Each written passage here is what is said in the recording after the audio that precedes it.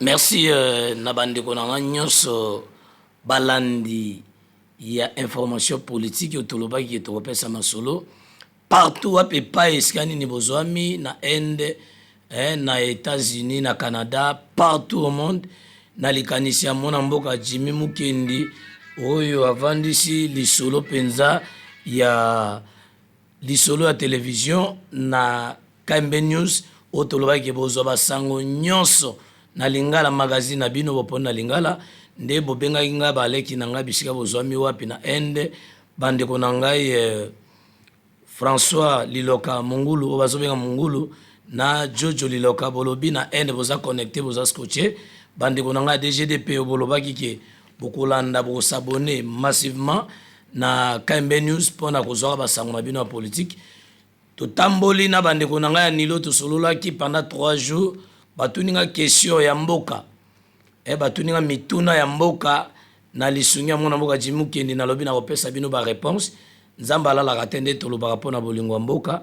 Congo nzamba alinga yango atindi ya bino Félix Béton Antoine Chilombo nde bolobaki na nga eleki te nde nayebisaki bino ke lelo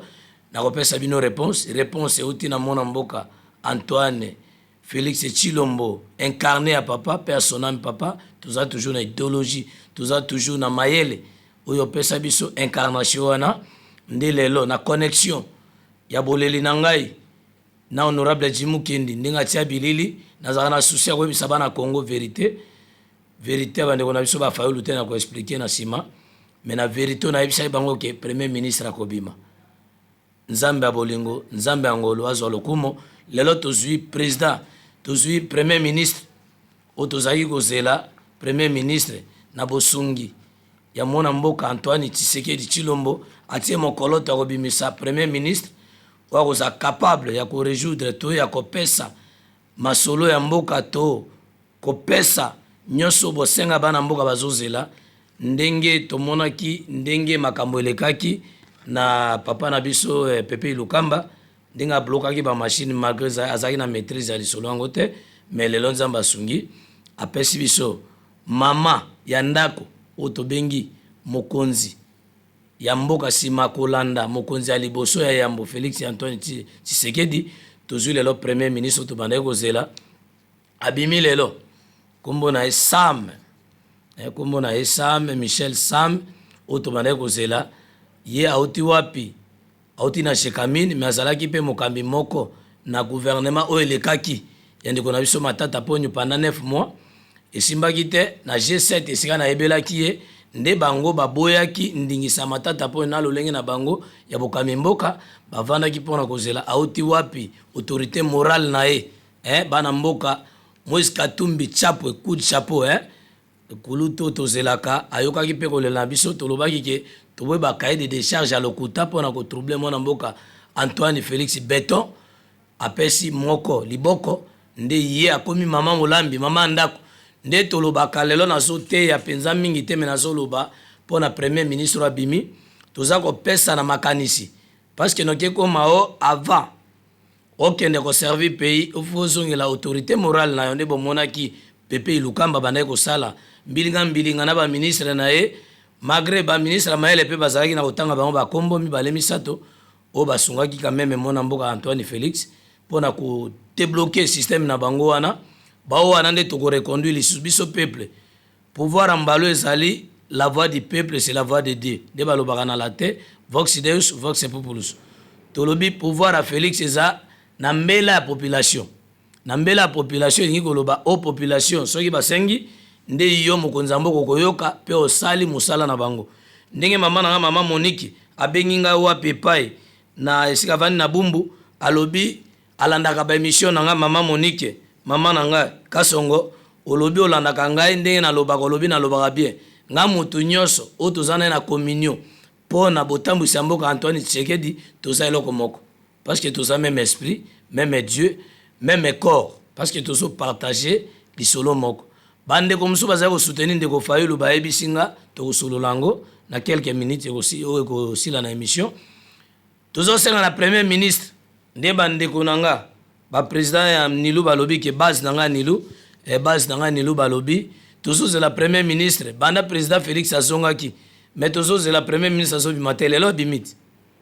boza même esprit na président Félix alalité mais akobanda kolala mais papa alalaka te mpo na koyoka moyibi akota wapi mpo na koyoka brigade akota wapi papa alalaka te président lelo ase décharge kaka moke apesi charge na mwana mboka premier ministre abimi lelo bino moko Jean Michel Sam obozolandaki abimi lelo premier ministre même âge nanga 43 ans coup de chapeau premier ministre eza ba mérite eza ba fleur nzamba yebi nzamba yebaki ke lelo nde okonyata tapis rouge wana nalandi masolo na ndenge olobi otouché 3 points capital na 3 points wana olobi sécurité ya est que kozala mwa baje moko montage te yo moko moto olobi na monoko na yo bible lobi oyebimaka na monoko ya moto nde yango nzambe aportaka yango tukomeki kozala bénédiction tukomi malédiction. Deuxième point olobi social, oui peuple azozela social ndenge olobi yo moko comme mama molambi premier ministre azali chef ya gouvernement olobi lisusu santé ya peuple congolais, oui président Félix azana posa bato obaza ko décharger yé ko décharger par rapport ya kosalela musala ko rendre tâche facile. Ezate que président lobi boyo contredit boy non ata kuti na obédience ya ndeko na biso Moïse Katumbi mais ekozala pe malamu o rendre population tâche na bango eloko population azozali résultat lingi koloba biyano o bango batunaki réponse euté par notre premier ministre et aux encore jeune 43 ans aux encore jeune nazo sepela ngata ngona moni olati bendele ya mboka olati drapeau ya mboka ezesengo malamu mais tango okoma wana ozosela carrière politique na mon frère ozana bana ozana mwasi nayebi ke na ndako na yo lelo baza na degré ya kosepela esengo bakosepela lelo président Félix Andimio devant Dieu ozala fidèle devant peuple congolais ndenge okendaki koyamba mbela wana na drapeau bendelo bakoko babunda po bazwa lipanda eza malamu mais soki oye na makanisi ya peut-être ya kozwa likanisi ya moko tomona bato baya tomona bandeko na biso ba Olivier Kamitat basala ba arc lelo akomi komemela président Moïse maleti na eza pe malamu menara na yebo akwa kosala ngote parce que baza même génération il fallait pas porter ba idée pas président Moïse Katumbi waza président ya parti outi il fallait ndengo zaki na G7 ndengo ndima penda ko démissionner ndengo yé ko porter un plus na pouvoir ya mona mboka Antoine Tshisekedi Fumompa Fachi Béton d'accord expliquer pe Béton parce que ndengo yé na fondation ya Béton oye na fondation Bible zolo ba bien moto ya tonginda kona ye na zelo na mabanga na sima ndenge nzamba pesa bato mayele bati ya sima na sikalite c'est que ata mupepe ye po mema ye te po ndako na ye eza bien fondé esimbami me ndako etongami te tomonaki pepe lukamba azalaki na fondement te akema kale un grand professeur ebino mbale nde bokosala remise et reprise na baministre nyonso bosala baffaire courante bo basalaki mabe bakozala na ngambo peuple akojuge bango mibeko ya mboka mpe kolandela bango me ndenge oye toza kosenga na mon frère oza congolais oza ndeko na biso ya makila problème ya Antoine Félix Antoine Tshisekedi alobi oyo aza mpo na peuple na ye bango mbaye bakotambola malamu mais oyo aza mpo na baautorité morale mon frère autorité morale wana biso mpe tozala na baautorité wana kutya mpo na Jean-Claude Bande ntango amoniki aza sacrifié na FCC soki FF nini wana ayaki mbangu vers la fin pa mona mboka Antoine Tshisekedi nde lelo bango to baporte main tokotala makambo ne ezotambola oye wana lokwa numéro 10 équipe nationale eza RDC mboka makasi o mutu nyonso azelaka peuple azelaka mpo na résultat oye te mpo na autorité morale autorité morale na yo akopesa yo makanisi mais ojuge mpe bon yo moko en tant que moto oza na conscience humaine makanisi ya bomoto bongo nzambe atie kati na yo osengeli kotala olobi te mokonzi esengeli to servir nation esengeli to obéir chef de l'état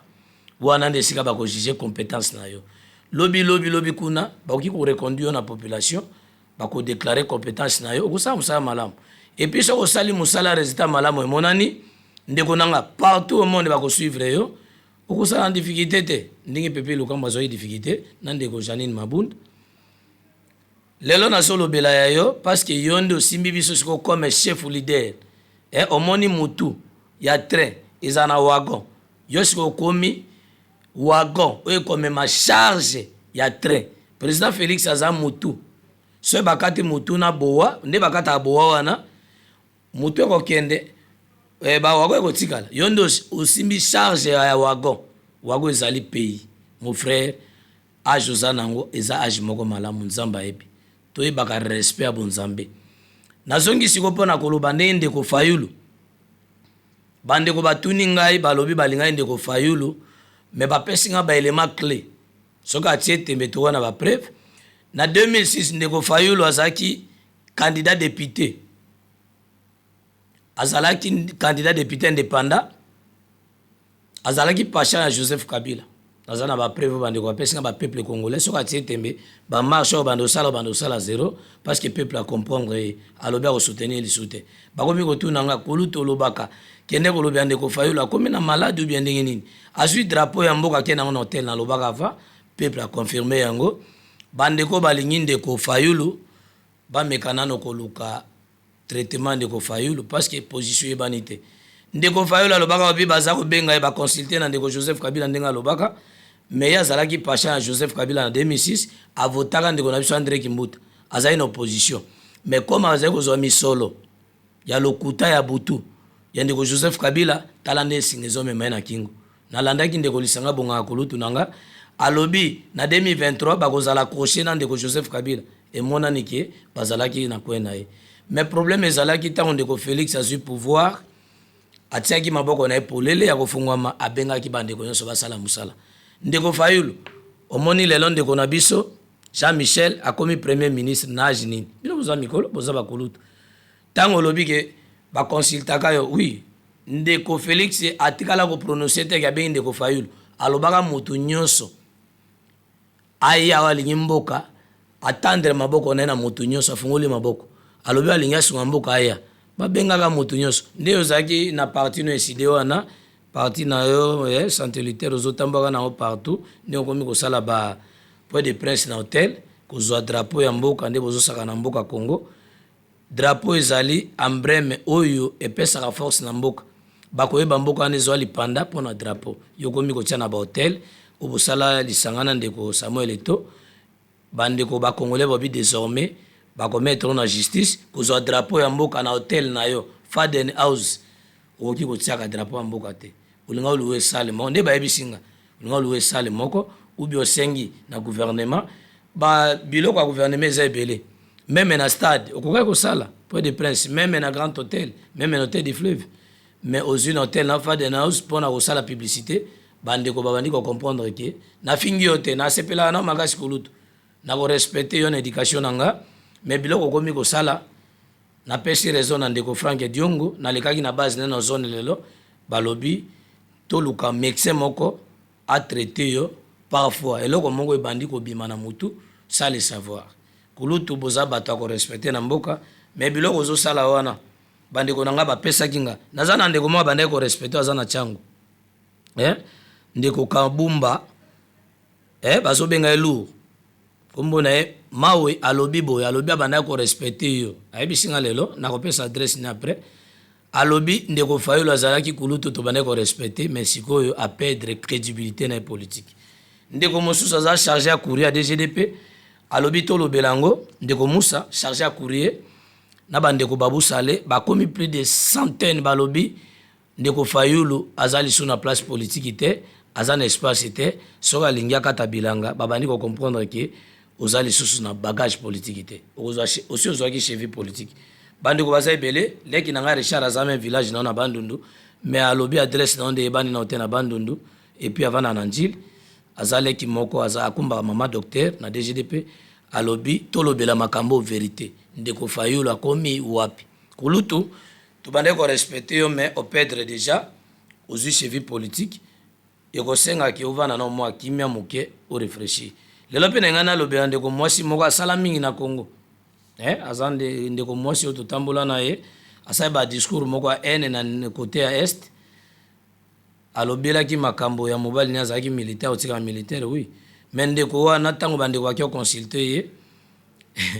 apesaki bango baréponse aza lisu président te président eza président Félix azo reconnaître pouvoir wana esengeli to respecte badiscours na biso tozoloba oza mama oyo tokatisa na ba radio tozopesa bamalade biloko na yo ozosukola bilamba na bamaison vieillard ya bamama na bapapa ozali kolesa bato nga na ndimaki yo oza sere moko tolobaki ke na politique ya Congo toki koporte yo mais te ocomprendre ke politique yango bosalaka bino nyonso na bandeko fayulu eza politique ya bino moko mpona baintérêt na bafamille na bino mais kaka na bava osala discours kosala discours ya NT parce que ntango babandaki kolobela mobali na yo ndeko elezere akota boloko mpo na yango mais yo lelo otourne mandoki na yo mpona koatake président ya république biso moko natangi yo kombo te ata oporte ngai nini convocation nini oporte nga na parquet wapi natangi kombo na yo te me na yo badiscours no osalaki na este bandeko este babengaki nga après avoir discours no balobi mbala nsima babeta o mabanga eza bien te oza mama ose respecte tolobi tose respecte na Congo tozala ini Congo eza moko nde tokaki lobi bakataka ntango tozolanda bainformation eza bamontage soki bakangi mokolo moko azosala bamontage wana baye kotia na justice bolobi o président Félix aza mabe justice eza président Félix te eza likonzi mobeko ya mboka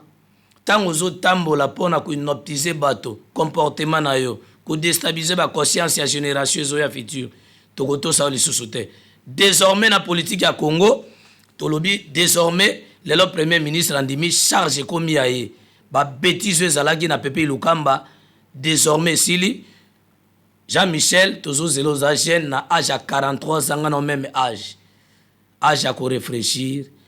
âge ya koporter un plus na Congo lobi ozala exemplaire ndenge ndeko Joseph Kabila asali artenance coup de chapeau na Joseph Kabila Kabange oyo tobengaki le rais alobi avandi parce que amonaki désordre bandeko na FCC oyo balobaki baza dynamique bango moko batombe ya mayele bake na union sacrée bandeko Shadari badéracine bakaro ndeko Mabunda tina ndeko nemawaki no déracine même basplit na kati ya palais du peuple oyo ezali bendele ya lokumu mboka esika bavotaka mibeko désormais na comportement ndenge wana ndeko Mabunda azonga se gêné te nde nalobaki ndeko Boketsu premier bengenga alobi aza Boketsu lipasa mais aza Boketsu zéro à reconnaître mabe na ye parce que nasenga na émission na ozana poto wana dans quelque temps na okende kosala émission na ye mais na kokanga ye mpona kozongisa ye justice congolaise esambisa ye justice ya Congo epesa ye kateli na centre ya rééducation bana Congo boza ebele bolobi na lobelaka makambo ya mboka papa na biso Jean-Pierre Bongbangela na mama Sylvie bana mbudi balobi bino bozosala mpona chef de l'état bana pompage bazosenga marché wenze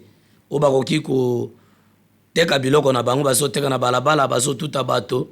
balobi charge ya mama Sylvie mama Denise ayokaki bakosala wenze na cimetière oyo bateka mapango mpona bien public ya l'état tolobi ba police ya pompage balobi fo ba déboulonner bino wana balobi na lobela likambo ipekin parce que fictif ya ba policier le kimingi muibi le kimingi na ipekin na kolobela ngo mikolo ekoya parce que émission ekufite chaîne na bino yango bokolanda ba émission politique balobi matriki ba chiffre ezalaka 4 ekoma 16 pourquoi nde tokolobela ngo tokosenga ndenge premier ministre azui charge tozosenga na président Félix sentiment lisusu ya kotiaka bato na ba ministère ezate papa na biso ozoyoka biso toza na posa ya ko informer yo gouvernement ezoya toza na 3 ministres Augustin Kibasa bapesa ye charge ya mboka ba mama bazai bape bakokota wana parce que baloba pe mingi to mona force na bango bakokota na gouvernement oyo peuple azosenga mutu nyonso aloba bamona travail na ye musala na ye peuple azosenga bato bakokota ba Augustin Kabuya bazo corriger lelo pouvoir evandi kozonga mona mboka Félix Antoine peuple a censure que kimi ekoti lisusu social to bande koluka ekuta na président de la république te to kolobela ngo semaine o tozokende nango lelo lendi